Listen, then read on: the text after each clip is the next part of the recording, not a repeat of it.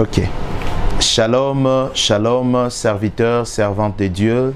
C'est votre humble serviteur, le roi de Dieu, le prophète Patrick Achalina. À l'issue de ce matin, nous voudrons commencer notre émission avec une thématique qui est très capitale. La fois passée, nous avons y à parler sur la prière. Mais avant de débuter notre message de ce matin, nous allons commencer par la prière. Tendre Père éternel, Dieu Tout-Puissant, il est écrit dans ta parole, dans Jean chapitre 1er, verset 1er, au commencement était la parole et Dieu qui fit la parole. Laisse que ta parole qui sortira ce matin, laisse que ta parole édifie, laisse que ta parole fortifie, laisse que ta parole console ton peuple pour ce matin, au nom de Jésus-Christ. Amen. Merci beaucoup pour ce matin. Un grand merci à tout le peuple de Dieu par rapport à notre thématique que nous voudrons parler ce matin. C'est comment vaincre la tentation. Nous allons lire deux versets emblématiquement pour entrer dans notre message de ce matin. Nous prenons le premier verset, c'est dans Matthieu 26, le verset 41. Nous lisons le texte, la parole du Seigneur au nom de Jésus-Christ. La Bible dit « Veillez et priez, afin que vous ne tombez pas dans la tentation. L'esprit est bien disposé, mais la chair est faible. » Nous allons lire les deuxième versets. C'est dans 1 Corinthiens, chapitre 10, à partir du verset 13. « Aucune tentation n'est survenue a été humaine que Dieu qui est fidèle. Dieu ne permet pas que vous soyez tentés au-delà de vos forces. Mais avec la tentation, il prépare un moyen de sortie afin que vous puissiez la supporter. » Notre message de ce matin, c'est s'intituler « Comment vaincre la tentation ». Nous allons définir emblématiquement c'est quoi le mot tentation. La tentation, c'est quoi? C'est succomber. Quelqu'un qui est tombé. La tentation, c'est quoi? C'est céder. La tentation, c'est quoi? C'est le mouvement intérieur qui excite l'homme au mal. La tentation, c'est le mouvement intérieur qui excite l'homme au mal. But de la tentation. La tentation a une but. But de la tentation, c'est désorienter l'homme à la volonté de Dieu. Lorsqu'on est tenté, c'est désorienter l'homme à la volonté de Dieu. La tentation, c'est détruire l'avenir de quelqu'un. La tentation, c'est détruire l'avenir de quelqu'un. Thématiquement, nous avons lu les textes de Matthieu 26, à partir du verset 41. Il y a les premiers mots que la Bible nous parle. Il y a les mots « veiller ». Qui doit veiller? Veiller, cela veut dire quoi? Pourquoi dormez-vous? Tu ne dois plus dormir, tu dois veiller sur votre âme, afin que votre âme ne soit pas vendue. Il y a deuxième thématique, on dit « prier ». Prier, cela veut dire quoi? Levez-vous, ne dormez plus, soyez en prière. Il y a trois choses que l'homme est tenté. Nous sommes tentés par trois choses. Nous allons voir Jacques chapitre 1er à partir du verset 12 à verset 14. La Bible dit, lorsque nous sommes tentés, que personne ne dise que Dieu qui est en train de me tenter.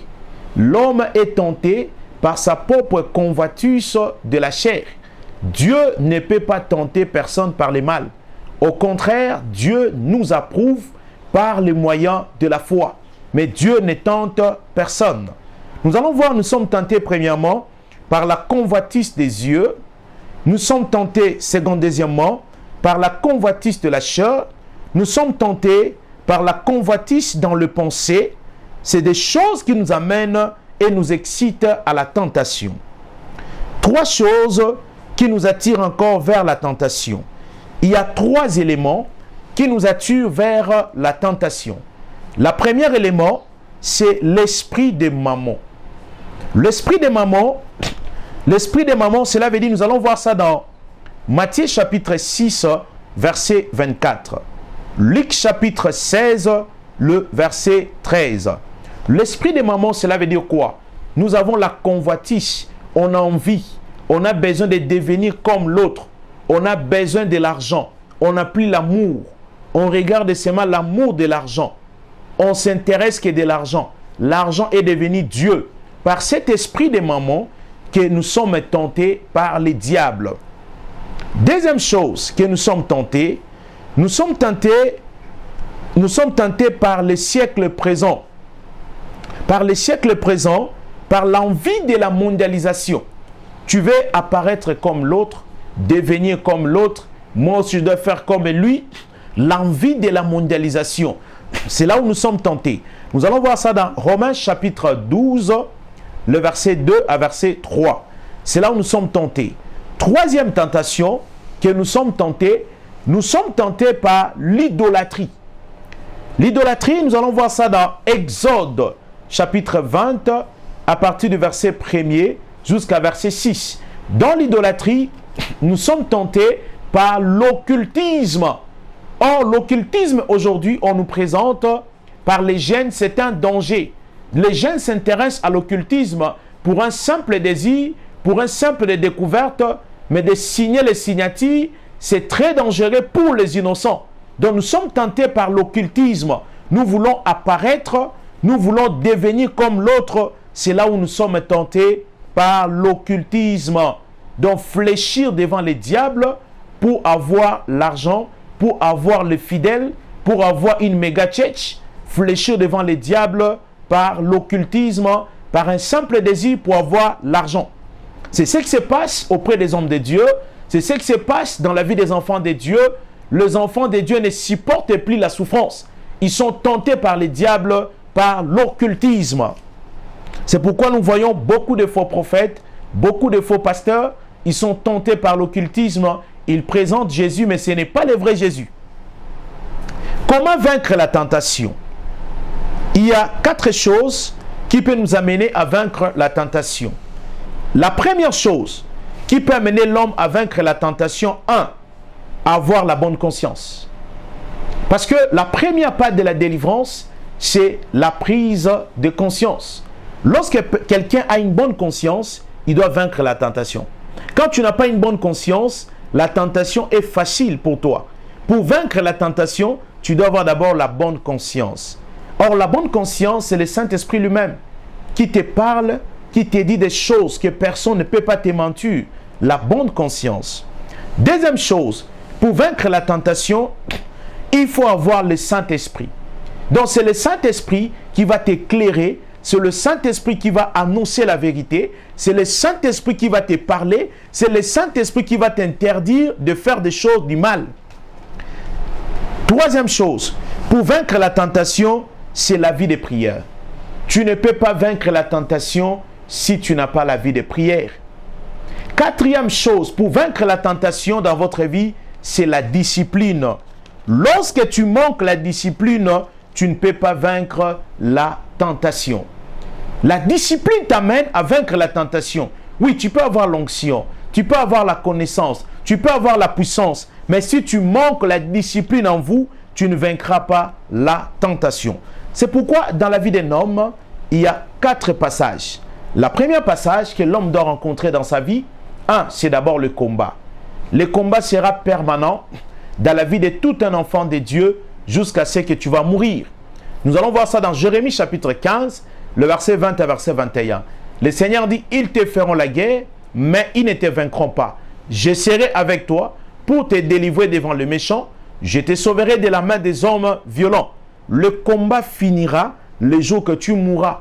C'est ce jour-là que le combat finira. Chaque niveau que tu vas atteindre dans la vie, il y a un combat qui va se présenter. Deuxième chose, c'est la tentation. La tentation ne vient pas de Dieu. C'est le diable qui nous tente, qui nous pousse, qui nous excite vers le mal. C'est pourquoi nous sommes tentés. Mais pour vaincre la tentation, nous devons veiller et prier pour vaincre la tentation. Troisième chose, c'est les épreuves. Dieu lui-même nous amène dans l'école des épreuves. Dieu ne te tente pas, mais Dieu t'approuve par le moyen de la foi. Nous allons voir ça dans Jacques chapitre 1er, le verset 13 jusqu'à verset 15. Dernière étape dans la vie de tout homme, c'est la gloire. Agé chapitre 2, le verset 7. C'est pourquoi, lorsque personne est tenté, que personne dise que c'est Dieu qui me tente. Nous sommes tentés nous-mêmes par notre convoitise des yeux, par la convoitise de la chair. C'est là où qui nous pousse à être tentés. Nous allons prier ce matin pour tout enfant de Dieu qui a écouté ce message par rapport à la tentation. Nous voudrons prier pour le peuple de Dieu, pour tous serviteurs de Dieu qui sont tentés déjà dans l'occultisme, afin de quitter l'occultisme parce que le diable les a présentés des méga tchèques, des voitures, le bien matériel. Ils sont tentés par l'envie de la mondialisation. Ils vont perdre leur âme, aller dans l'enfer. C'est pourquoi la Bible dit, à quoi sert de perdre la vie éternelle en Jésus-Christ, de gagner le bien de ce monde? C'est cet verset qui me fait peur d'aller être tenté chez les diables.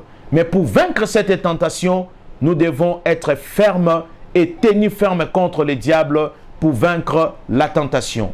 Nous allons prier pour tout le peuple de Dieu qui suit cette émission.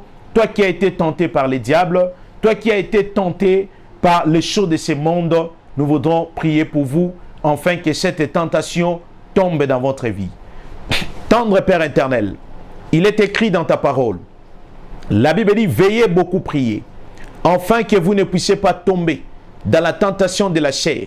L'esprit est bien disposé, mais la chair est trop faible. Père, je prie maintenant que tout ton peuple qui sont tentés par les diables, qui sont tentés par l'esprit des mamans, qui sont tentés par l'envie de la mondialisation, qui sont tentés par l'occultisme, qui sont tentés par les biens de ce monde. Père, ramène ton peuple, sauve l'âme de ton peuple, qui soit sauvé, qui soit délivré de l'emprise du mal.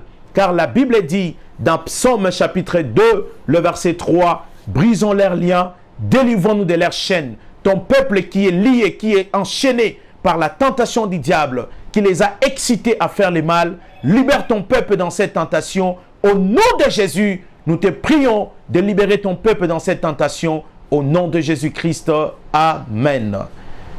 Merci peuple de Dieu pour cette émission. Je vais annoncer un message pour tout le peuple de Dieu. Les amis que vous suivez cette émission, que vous êtes partout ailleurs, j'aimerais donner mon numéro de téléphone. C'est le 089 880 70 et 62. J'aimerais saluer la personne que Dieu a suscitée dans notre chemin, qui fait cette grande émission avec nous ensemble, Papa Joe Bassadissa. Que Dieu bénisse sa famille, que Dieu le protège et que Dieu assume sa sécurité. J'aimerais saluer mon père spirituel, le pasteur Chris Ezola, et Maman Frida, que Dieu le bénisse abondamment. Et je salue ma sœur Régine Dako et son mari Papa Jacques et toutes mes enfants Tania qui soient pleinement bénis. Et je salue tout le peuple de Dieu et à tous les hommes de Dieu qui suivent cette émission. Que Dieu protège ses siens, que les hommes de Dieu restent dans l'intégrité, gardez la foi vers le Seigneur, car vous aurez souffert peu de temps, mais le Dieu de toutes grâces vous appellera en Jésus-Christ. Cette souffrance ne sera pas perpétuelle, mais ça sera pour peu de temps. Gardez votre foi à l'égard du Seigneur. Le Seigneur ne vous abandonnera pas et il ne vous lâchera point, car la Bible dit, le juste vivra par la foi et vous allez vivre dans ce monde pour surmonter. J'aimerais donner un message, qu'en 2025, que tout le peuple de Dieu, le ministère qui sera le ministère le plus grand, ça ne sera plus apôtre, ça ne sera plus prophète, ça ne sera plus docteur, ça sera celui qui est capable de prier et de demeurer dans l'intercession. Il vaincra tous les obstacles. Que Dieu vous bénisse. Je vous aime beaucoup. Abonnez-vous massivement sur notre chaîne HJC. Que El Shaddai vous bénisse en abondance. Merci beaucoup.